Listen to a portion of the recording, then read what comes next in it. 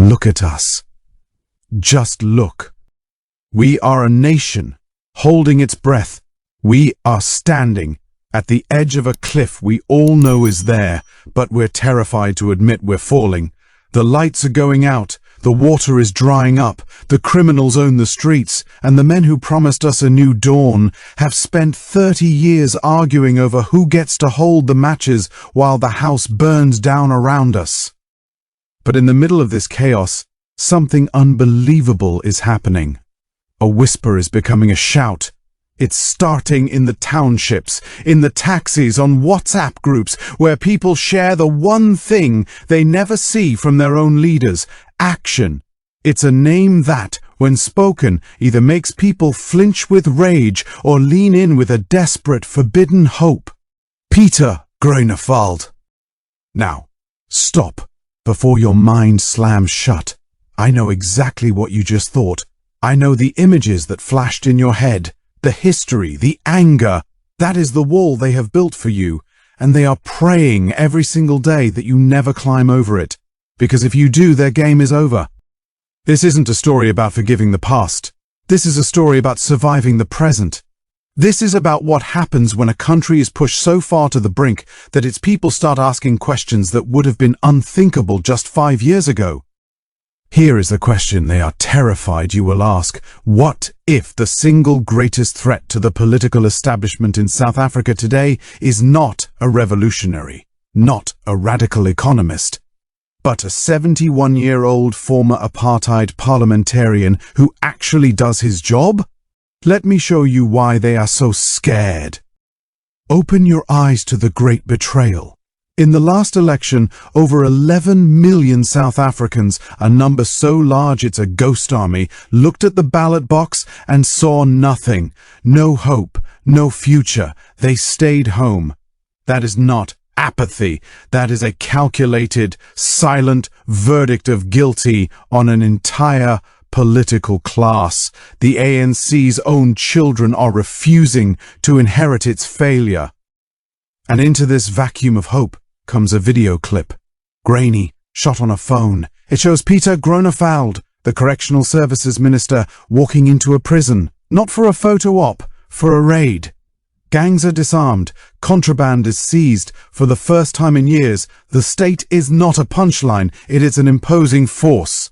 That clip is wildfire. Why? Because in a country where the police are a joke and the courts are a revolving door, competence feels like a superpower. It feels like oxygen to a people who have been suffocating. And get this man stepped down as the leader of his own party in 2025, specifically to focus 100% on this job. He chose being a minister over being a party boss. When last did you see that?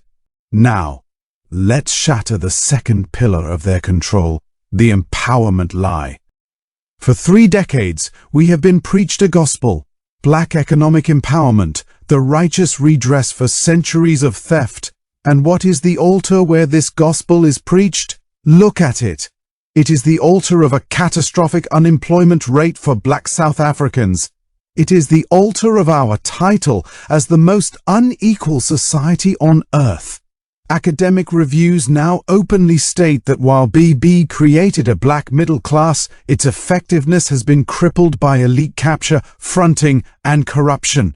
A tiny connected cabal flies between Dubai and Cape Town in private jets, while the millions they were meant to uplift fight for a space in the sewage-contaminated river to wash their clothes. When Pieter Groenewald stands up and says, this policy has failed, he is not attacking black people. He is attacking a system that has created more billionaires than it has created a functioning middle class. He is giving voice to the furious, silent thought of millions. You used our pain to build your palace. Is that racism, or is it the most painful truth we have ever had to swallow? And the land. Oh, the land, the sacred wound they love to poke but never heal. For 30 years, the rallying cry of land reform has been the soundtrack to our decline. And the result? They want you to believe it's a miserable failure, that only 4% or 8% of land has changed hands. That is a political lie, and I have the numbers to prove it. According to a detailed 2025 analysis, by adding up all forms of land transfer, restitution, government redistribution, private purchases, and state acquisition, almost 25% of farmland previously owned by white owners has been restored, redistributed, or moved to state ownership. That's 19.3 million hectares. But here's the kicker. Much of this land is lying fallow, stuck in state trusts, or given to beneficiaries with no title or support. The ANC didn't fail to transfer land, they failed to transfer prosperity. They created dependents, not owners. They offer you a flag to wave.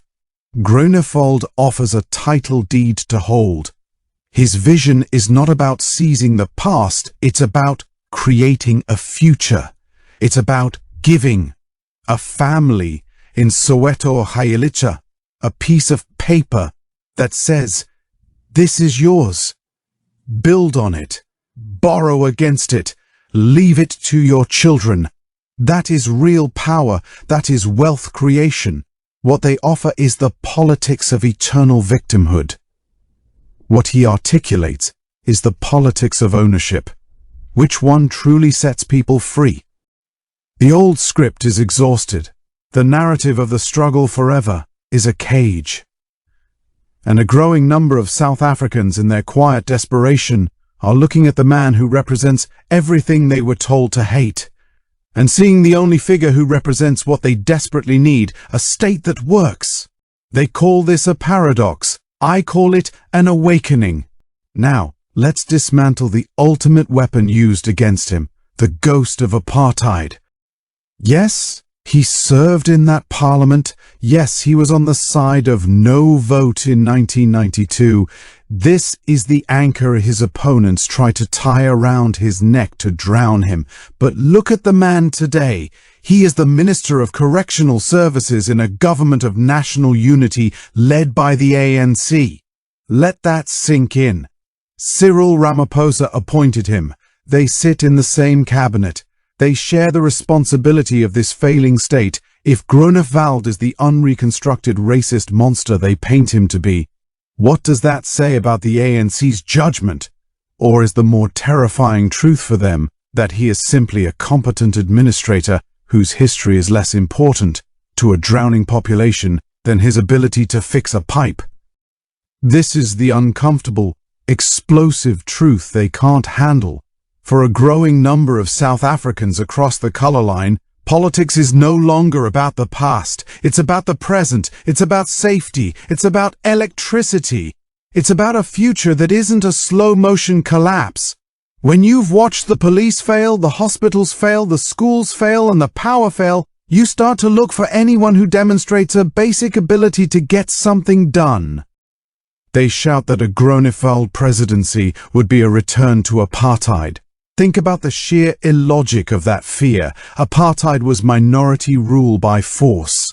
For Groenewald to become president, he would need to win a free democratic election in a nation that is 81% black. He would need to convince millions of you to vote for him.